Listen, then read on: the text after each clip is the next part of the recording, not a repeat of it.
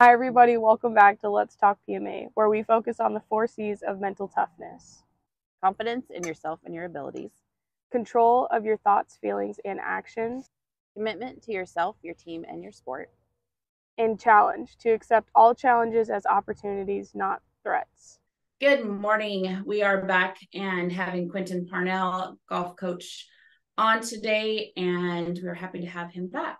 Quinton, if you would like to introduce yourself and tell us a little bit about you.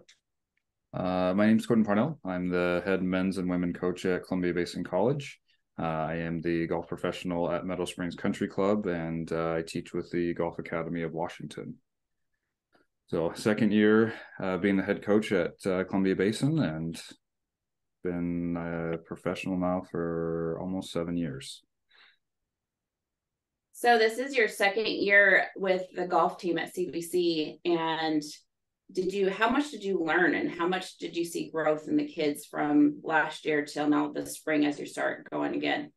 I learned a lot. Like, there was a lot to learn about the personalities. Even being, I'm 27, so there was a lot to learn that between my generation and the current generation. There was a lot of, we have to talk differently, and just kind of learn the best way to communicate with them, and then just learn to communicate, with each individual player correctly. So just a lot of that, a lot of trying to understand. A lot more patience is needed from me. That's probably one of my weaknesses, is trying to be more patient. So learned a little bit there, but at the end of the year, from where we started to where we ended, we improved a lot. So it was a successful year. So I'm excited for this year. So just a quick question. You said that you have to talk differently. What does that like in my normal day-to-day, I deal with generally like people older than me, quite a bit older than me. So going from that atmosphere to an atmosphere of, players quite a bit younger than me, you just got to learn the right way to communicate with them. And, just figuring out, one of the learning curves was there's a lot of words right now that I don't even know what they mean. And so trying to learn that stuff, that's part of learning how to communicate. And, just not being the old grumpy guys I'm used to, be more of, understanding of what we're trying to say. And things are a little bit just different. It's not right or wrong or left or right. It's just learning the different way to communicate with a generation that I really just don't spend a lot of time with in my day-to-day. Yeah, I get that. I get that. I deal with that same thing, even just the tiny tots, like the younger kids, the elementary school kids. They're kind of hard to talk to sometimes, and super random a lot of the times too. And so it's like, I don't really know what to say to you. So I'm just going to let you do the talking, and I'll respond to whatever you have to say. So how do you bridge that generational gap when you're working with younger generations? You a lot younger, and you just maybe one generation younger. For me, it's just like I ask a lot of questions. I let them feel like they teach me. And we try to have an open dialogue where it's help me help you, and so that's my approach to it, is, let it be a lot more about, hey, what's going to help you grow, and let me help you in the way that helps you. So I ask a lot of questions. Like, you learned what mid was the other day. I didn't know what that meant after asking somebody how their meal was. And so I said, can you please explain to me what mid means? And I learned that it means just average or okay. So, just being okay, being out of the loop. So, and just trying to learn it. It's almost like a new language sometimes, but just ask the questions, and hopefully one day I'll have my cheat sheet of all the words, and I'll have them down and I can understand. You'll never have it, because every day there's a new word. So you'll never have it. No, I get that. Like, I mean, for me, a lot of like the generation that you deal with is closer to my age. So I deal with that, and I feel like it's easier for me to kind of bond with them because I feel pretty similar to them. Like, I still feel old because I don't always understand what they're saying, you don't talk like that around you, because I know you don't get it. But like the younger kids, most of the time when it comes to things like that, I just try to figure out, instead of like, because you know, you get the really young kids, they aren't really, you can't really ask them like the questions, you know, like they don't always know. So most of the time I just kind of like listen and figure out myself, why are they saying these things like at this moment, because most of the time I'm like, that has nothing to do with what is going on. Like I was playing one of these passing games with a kid yesterday, and he's, I don't know, he's maybe like fifth grade or something, and all of a sudden he was like, 12 plus 12 is 24. And I was like, you're right, you're so right. And then he started just spurting off math, and I was like, cool, that's awesome. So it's just kind of like dealing with it, not really dealing with it, but just saying like, okay, sometimes they just want someone to listen to them, because they don't always get that. But it just, every kid's a little bit different in that aspect. Do you guys feel that the mental toughness, I guess, from what we talk about all the time, but do you feel because the generational language gap is different, do you feel like the mental toughness gap is different too? Like how they perceive it, how they go after it, what did they even think about it? I don't know if there's a gap. I just think it's different. I think you grow and you change, and you know, I think it really comes down to per person, but like I don't necessarily think that, you know, there's a common perceptive or statement of like, well, this generation's a lot less tough than, you know, older generations. I don't know if I necessarily agree with that. I think that they're tougher in different ways than we are, and what we perceive as toughness versus what they have. Like they're just different tools. And I just think that they have different tools than we have. I think they're, you know, to their credit, they're a lot more emotionally knowledgeable than I feel even that, you know, I was growing up. I didn't really understand a lot of the stuff, and they do, which I think it can become a tool for them as well. And they can recognize themselves, and I think they learn and accept themselves a little bit faster than I think that I did growing up. So do I think it's a gap? No, I just think it's different.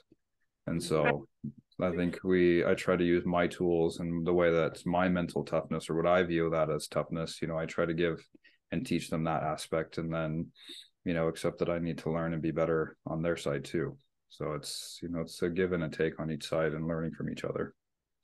Yeah, I totally agree with that. I don't think that it's really a gap at all. I think that it's just different, you know, and like little kids, they're gonna be emotional, you know, like there's kids that are just gonna have more emotions, they're gonna be more competitive, and they're going to, you know, have those emotions, and they're just gonna happen. You have to be able to use that to your advantage, you know. Like I had a kid who's super emotional and getting competitive and everything, and I was like, okay, when you get angry and frustrated, do you play better or worse? Well, I play worse. Okay, well then you need to stay calm. We can't get angry because you are going to play worse. And it's so having that emotional knowledge, using it to your advantage, is not only going to help you connect with them, but also them keep growing and learning and becoming emotionally intelligent. Yeah. And so how do you, Quinton, as you've seen your team for the first year, you know, they were working on their mental toughness, you know, especially the last in the spring last year.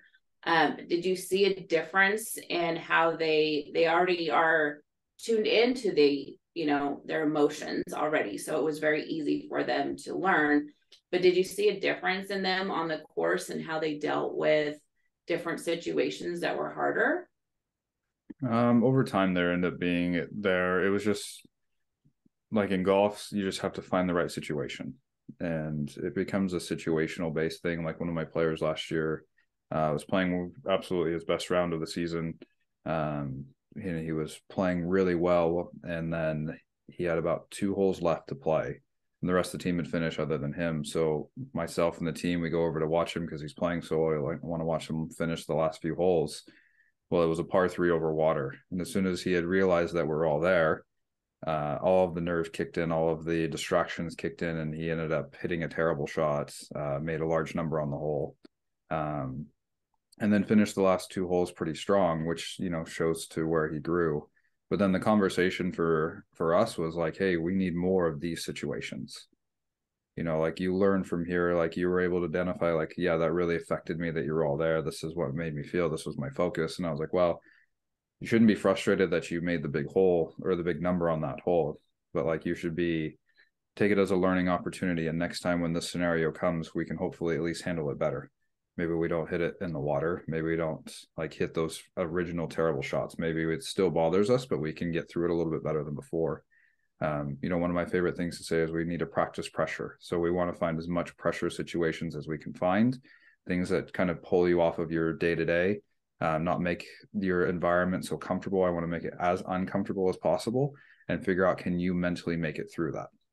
So we use a lot of like team pressure on each other. We try to create performance anxiety to the best of our ability on the golf course, whether it's competitions or just whatever it needs to be, but trying to create that uncomfortable environment for them, because they've got to see it and feel it, so that way they can learn, what's their tools to get through it. Yeah, get comfortable with being uncomfortable. Right. That's what I say. Yeah. So how are you going to get out of that comfort zone? How are you going to grow if you don't feel uncomfortable? Yeah. I think that's such a strong tool for anybody, in any situation. We can all be comfortable in light situations that are easy, but it's those hard situations that we all have to deal with in anything, and that we have to learn how to manage our anxiety, manage our, just what am I going to do? Everyone's watching me. I don't want to screw up because I don't want to fail. And so I think, we talked about failure and what that means. And, when you have everyone's eyes on you, I don't want to fail. I don't want to look like an idiot. Right. And so to put them in that situation all the time and learning that failure is okay, it's really just learning how to deal with the pressure. Yep, exactly. So can you describe in your professional golfing experience a time when you had like a mental struggle and how you overcame it? There's a lot of them. Like pick one that stands out. There's every day is a mental struggle out there. Probably one of my favorites, and I share this story a lot, especially with my players. In college I played an event where, felt pretty confident going into it. I was playing overall pretty well that season, was having a good year. Went to this event and opening tee shot, hit a great tee shot down the middle. And then, it was really it was a par 5. I was really thinking that we were going to start off really hot. And I ended up shanking it out of bounds and making triple on the opening hole, which was pretty brutal. Kind of shook it off, continued on to the next hole, ended up continuing to have these struggles through the entire front 9. It was 11 over par on the front, and it was like, that's probably the most atrocious 9 holes I'd played in absolute years. Finally made it through. I think I parred the last hole, and I remember I just went into the clubhouse. I went into the bathroom. I just sat there for a minute. I took a wet paper towel, wiped my face off, just gave myself a minute, and I was like, hey, we're not playing like this today. Like we're gonna change game plans. We're gonna change how we're gonna operate, but we're not. We're gonna turn this around. And it was just a moment to move away from it, take a second to breathe, and then we went through on the back 9 and ended up shooting 5 under in the back. So that kind of turnaround is realistically one of my favorite rounds. Actually, probably the best round of golf I've ever played, to switch it that quickly. And even shooting 5 under in the back, I didn't play all that well. Didn't hit it all that well. I just made better choices and just changed the game plan and adapted to, we don't have it today, but we're going to make something happen today. And so that was probably one of my favorite, but that was a big learning moment of just sometimes, as you start to run down this road of not playing well or struggling, or things are just not going the way that you want, it can become a frantic freight train where you just continue to go and you think faster and you move faster and you panic and you get down, and there's just it just feels like chaos all around you. But just to, whether it's just pause for a second, or other sports, just, hey, like when you check out, just take a minute or just something, take that break to reset, to clear your mind, to just, slow the freight train down, and just, hey, maybe plan A doesn't work, but what does plan B look like? What can I do differently? Instead of playing offensive golf, play more decent defensive golf, right? Play smarter, change up the game plan, make something happen. And so that was probably the most educational round I think I've ever played. So do you take that lesson, you said you tell that story a lot. Do you take that lesson to your kids when they get on that freight train and they're just out of control? Do you take that to them and say, hey, listen, take a second, take a break?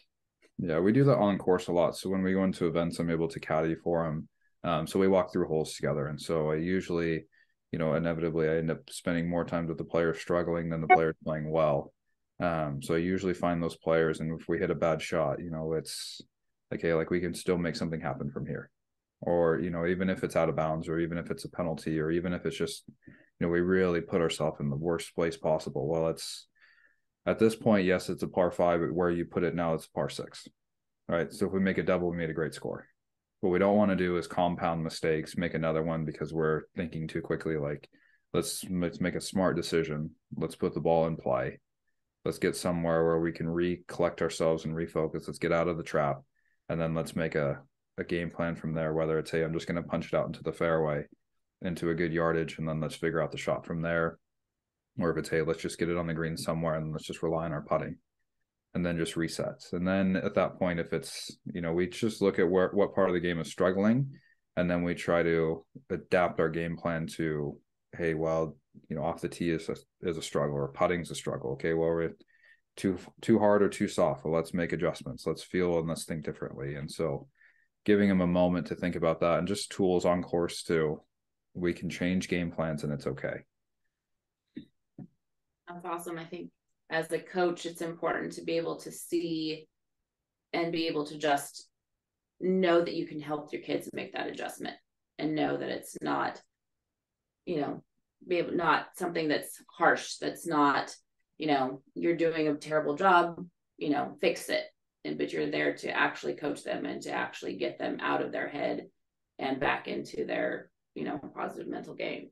Well, and, like in more like live play sports like football, basketball, things like that, also being a coach, it's so important to be able to like stop and recognize, okay, this player is getting frustrated, so they're making more mistakes. Okay, are they going to pull themselves out, or do I need to take the time to sit them down, give them a break, let them get water, talk to them, and then put them back in? Because a lot of times, a lot of coaches are like, oh, just leave them in. They'll figure it out. Well, there's not really any time to figure it out when you're in, those like quick situations and things like that. It's like you make a mistake, it's just going to get worse. So it's really important to make sure that you do, like with those kinds of sports, to be able to take them out, even if it's for 30 seconds, take them out, let them get water, say whatever you need to say, let them take a breath, and then you can put them back in. Yeah, absolutely. My world's a little bit different. We game plan more, and it's not as much live action, but we have the time to make adjustments. But we during the round, it's a support, it's to make it through it, and then the preparation is make the right decisions. Like we try to, in my world, it's about being smarter golfers. Like we call it adult golf.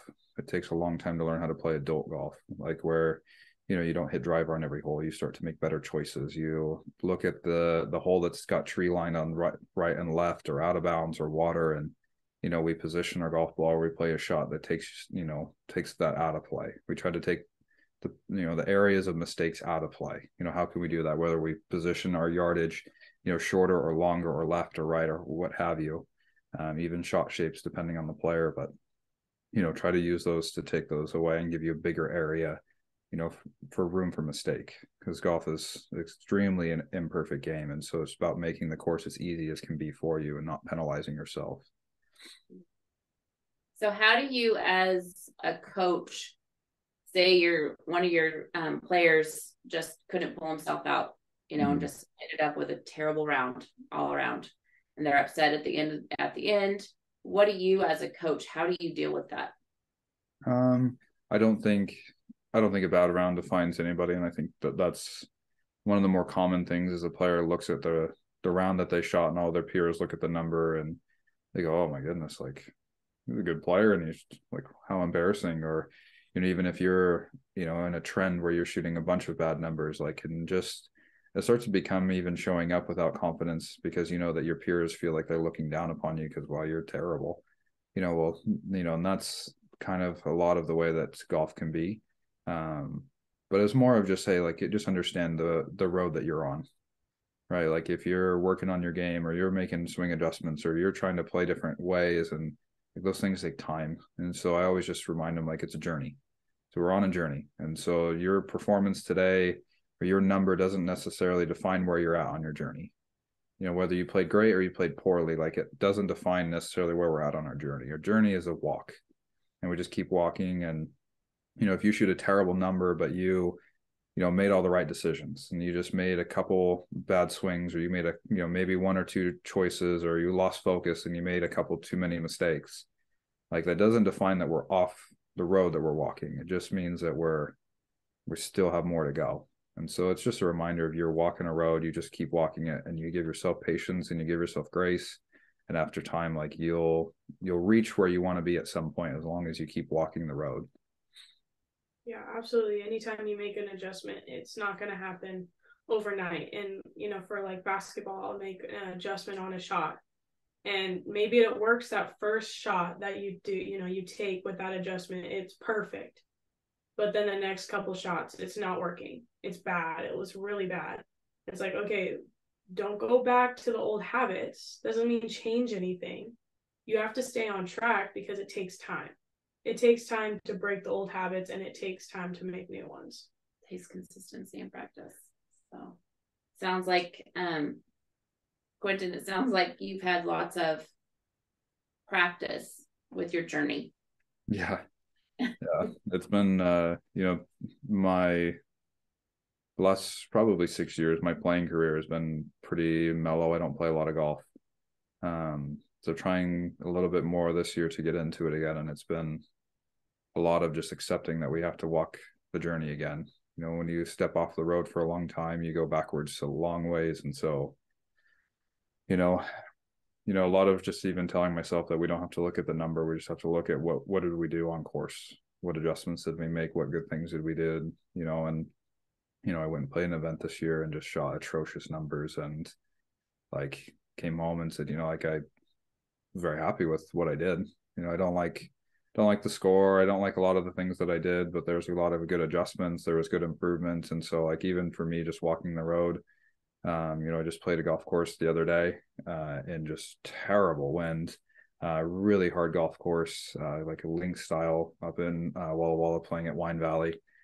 Played in some huge winds, and made some putting errors, but just really played the course very well for how windy and tough it was. Made a lot of, felt like I was really walking the road, walking down my journey. And so I'm just, like, from where the first event was with terrible like scores to where we've progressed today, like, it just feels like we're walking the right direction, and just got to keep giving myself patience. And that's the same thing I tell all the players, is even if you're only in college, or you're freshman in college, you're still just starting your journey. Even if you're not making swing changes, you're still learning how to be a smarter player, better player, handle pressure better. You're still walking the road, but you just got to keep learning and getting better. I think that's really important, like what you were saying about how you looked at the entire round instead of just looking at the bad things that you did. And I think that's like the easiest way to go about it for any game or any round or match or whatever that you have. It's so easy to just look at all of the negatives that you did, all the terrible things that you could have done better. It's easier to remember a lot of those. It's not as easy to remember all of the good things that you did. So I think that's really important, to remember, is that you have to look at everything as a whole. Remember the good things that you did, remember the things you struggled with, and how you're going to do better next time. Do you think that changing your mindset to the thoughts of, it's just a journey, I'm just learning, I'm growing, do you think having that switch in your mindset, instead of always concentrating on what you did wrong, to I'm just learning, I'm growing, I'm getting back into it, do you think that that's helped your rounds to be a little more consistent and a little better, and just the feel of it better? Yeah, it gives me a lot more patience with myself, a lot more control of my mental, like, just like where my mind stays. There's I think when I was younger and playing, there was a lot of right now. I need to be great right now. I need to play well today. Like this shot has to be wonderful. It was a lot of right now. And so then when you didn't hit the shot you wanted or you made your mistakes, it was very immediately frustrating. Where now it's like, well, let's try to make the overall product better. Like let's make the overall tee shots and iron play and chipping and putting. Like let's make those overall an improvement every time we go out. And even the poor days, like, well, let's look at like why did we play poor and try to like diagnose it deeper. Like, like coming to find, preparation, nutrition, those type of things become a very large impact before we go. Making sure that even I work with my players on, hey, we have to eat better.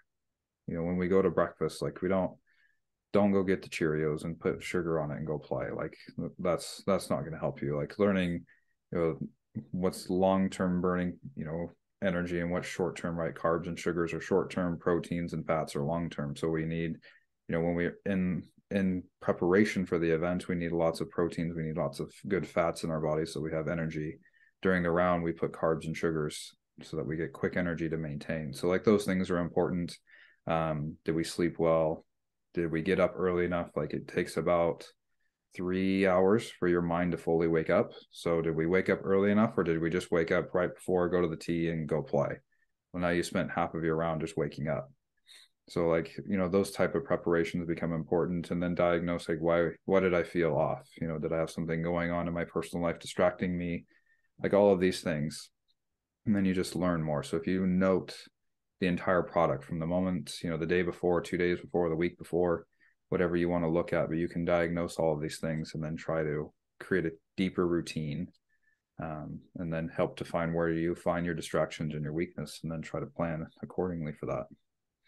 I remember when I played at college golf, I had a round and I got up and I was like ready to go, and I made like a really good breakfast, and I was running, a little bit behind on leaving. I was up early enough and, had enough time, but I was taking my breakfast to go and I left it on the counter.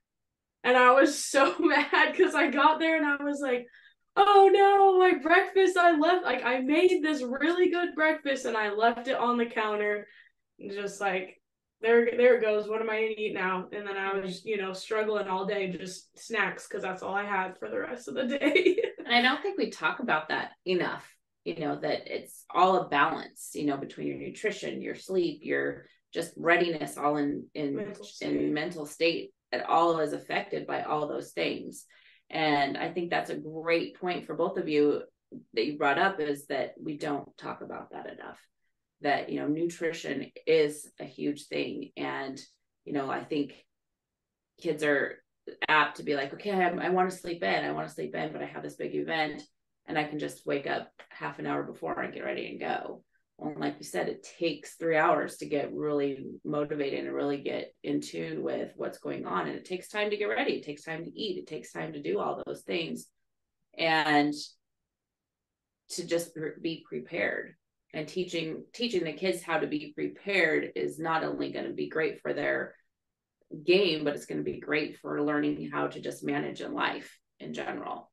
Well, just think about like within 3 hours, you can get up and you can take your time. If I give myself 3 hours before I have to leave, I can get up, I can journal, I can make a good breakfast, I can sit and I can stay calm. I can make sure that none of my personal things or any other things in life are going to affect this round, or this game or whatever it is, that I have this time to really make sure that I am completely prepared in my nutrition.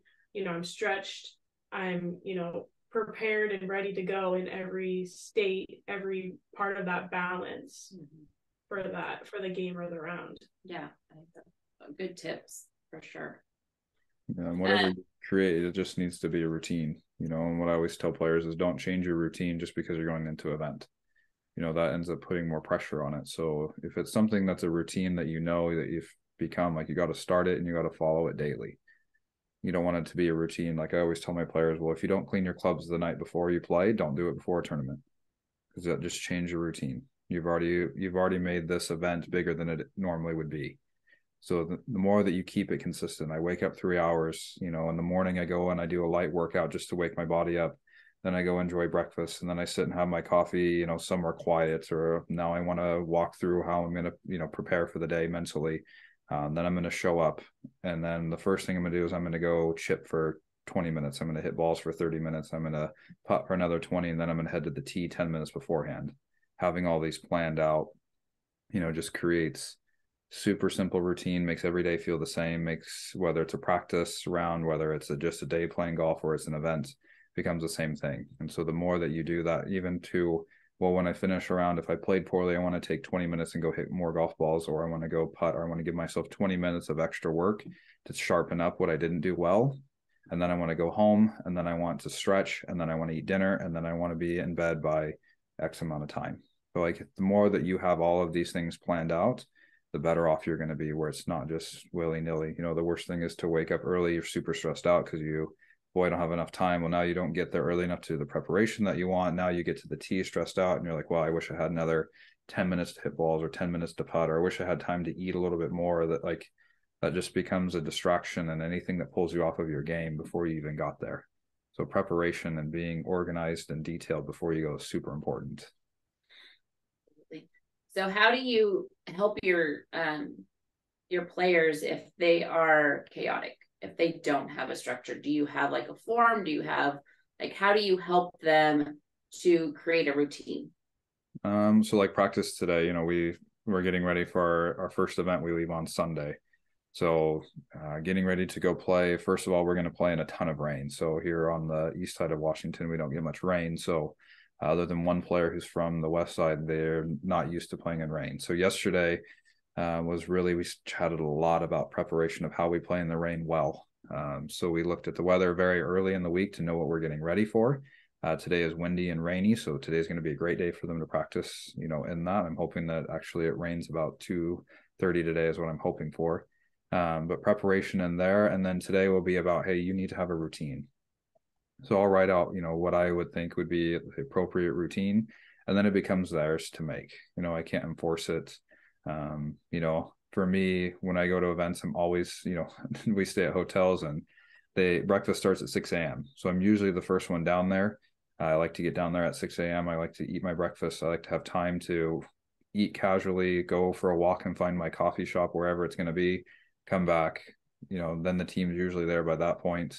I go up, I get ready, I come down, I'm down 20 minutes before we leave, chat with players, make sure they're all there, but there was a routine last year of very last minute. I don't think we ever left the hotel on time. I don't think we had one event we left the hotel on the time that we talked about. So, trying to focus on that. So we walk through a mock and just try to make it important. Usually if you can get them to do it once or twice, they notice the difference, and then it usually kind of falls into place. It sounds like, and you're leading by example too, so that makes a difference as well. Is there anything else that you want to ask? You have the other questions. We're about 20 minutes or so.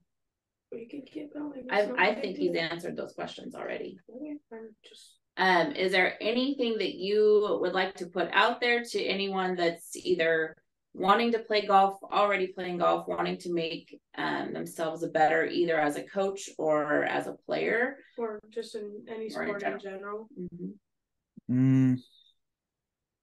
Just back to just accepting that you're on a journey, and just I always like to imagine that I'm walking down a dirt road in the jungle, and there's lots of cool stuff around me that's a distraction, and I just got to keep walking my path, and it's just mine, and it's not anybody else's, and there's nobody can judge the path that I'm going on, because nobody knows where I'm at, and so I think that's important as a coach, as a player. As a coach, I'm walking the journey of how do I be a better coach, how do I continue to improve, and just even every part of your life, I'm trying to be a better father, I'm trying to be a better husband, trying to be better at managing my life, and just accepting that, hey, everything that we do, we're just trying to get better. We're walking a journey, we're learning lessons, and that's just really what it's about. And so if you just accept it that way and give yourself patience and grace, and hey, I've got a 6-year-old and I still feel like I'm new to parenting, I still don't know what I'm doing, I still feel like I make too many mistakes, and there's lots of that. And so just always trying to feel like you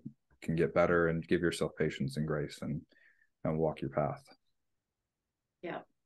And as a parent, it's always learning. You're never gonna be perfect. Yeah. So I still learn, and you guys are all older. So, and I'm still learning how to deal with things. So it's a constant learning, especially being a parent and a coach and a teacher and a professional and all of it. It's just a journey, like you said.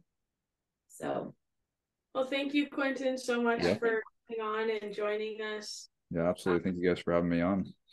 Yeah, we really appreciate it. Your second time on. Hopefully, maybe in another year or something, or even sooner, we'll have you come back on again. Sure. Perfect. That sounds good. We'll see where we're at on the path. Yeah, right. Awesome. Well, thank you so much.